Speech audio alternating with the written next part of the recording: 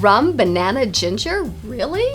Absolutely. And in honor of the late, great Ruth Bader Ginsburg, and as a tribute to the 3 ingredients of this lovely cocktail, the RBG is a taste sensation you will not soon forget. So let's get going. The first thing that we're gonna do is we're gonna prepare our garnish. So I'm gonna start with a banana, then sprinkle the bananas with some sugar, then use a torch to melt all of the sugar, and we have our bruleed bananas. We're gonna start with 1.5 ounces of dark rum, then add 1/4 ounce of banana liqueur and 1/4 ounce of ginger liqueur. Then I'm gonna add a 1/2 dropper of real vanilla extract. Add some ice and give it a good shake until it's chilled.